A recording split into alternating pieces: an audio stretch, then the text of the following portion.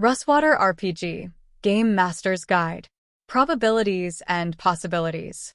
A core idea of this rule set is to try and keep the estimating of desired difficulty or probability in any rolled outcome as simple as possible for the GM to calculate in gameplay.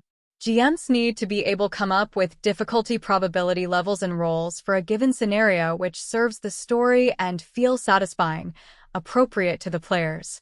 By keeping modifiers to a minimum, GMs have more chance of succeeding in being able to calculate the desired probability of outcome, provide character progression, but avoid having to fight the math to do so.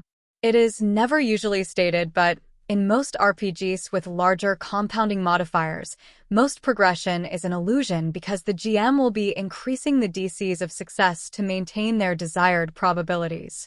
This is the dirty little secret of RPG math. Only roll if there is both a chance they might succeed or fail. If they cannot succeed or fail, don't roll. Just state that they succeed or fail. It is the GM's job to interpret the outcome of the roll in the current situation. It makes sense for the GM to set the DCs low enough so that PCs are able to generally succeed on rolls. This keeps the game moving and the story flowing. Randomness will mean that there are bound to be failures at some point, and these become the interesting moments that build tension and make the successes sweeter. The fact that neither the PCs or the GM know when these will occur is key to keeping the game interesting and fun for everybody, including the GM. Having successes with complications and failures with upsides and outcomes more than just succeed or fail helps the game flow, and the players think about what they might do next rather than getting stuck. GMs do not need to have all the answers to obstacles the PCs encounter. If the players come up with a solution the GM did not think of, they should run with it and enjoy the novelty their players bring. We are letting it be the combined storytelling of the PC's story within the GM's world. Here is a table showing how advantage or disadvantage affects probability and percentage outcome on a D20 roll. Using just a D20 plus advantage or disadvantage, we can get a useful array of percentile probability outcomes most people can understand without needing to make the number become unwieldy.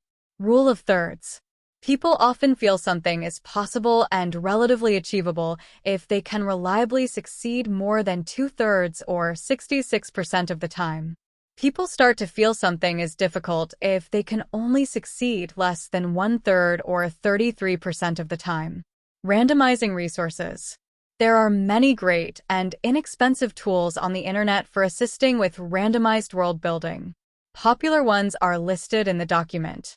Collaborative storytelling and world building. What could happen next?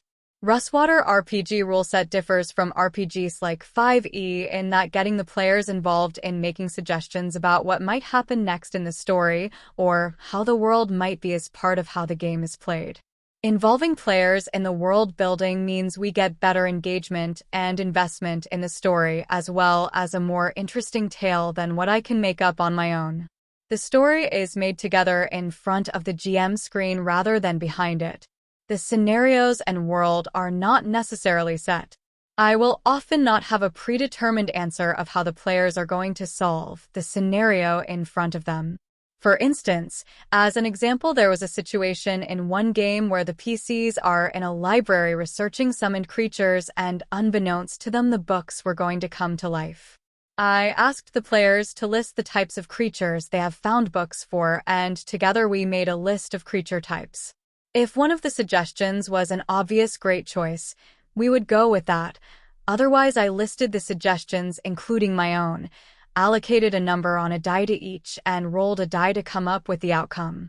The way the books come to life was now related to the creature type rolled. The creature type rolled was Genie So, and the books became possessed by the spirits Ali Baba's 40 Thieves.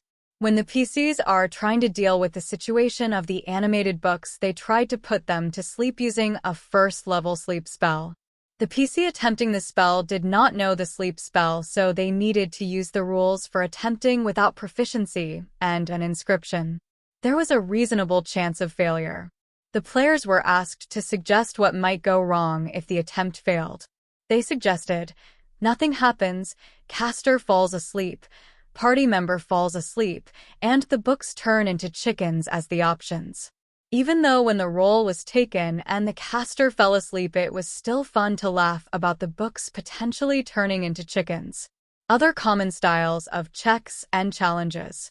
Rolling dice gives us an understanding of how random factors outside the player's control and the PC's performance in the moment are affecting success in challenges players are trying to complete. The player rolls dice, and the GM helps narrate the outcome. Common types of rolls include combat, the combat mechanics explained earlier. Difficulty class, roll d20 S for a value equal or higher to a number specified by the GM.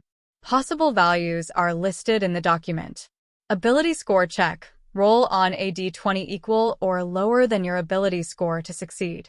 Luck, this is a d20 roll where 20 is a success, 1 is a failure, and depending on the purpose of the roll, 2 to 19 can either be a success, for very easy, a fail, for very hard, or no outcome, for very unlikely.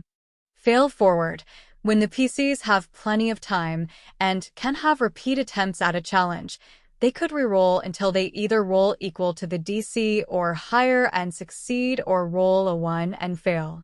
The GM then narrates a montage of the PC's attempts to their eventual success or failure at the task.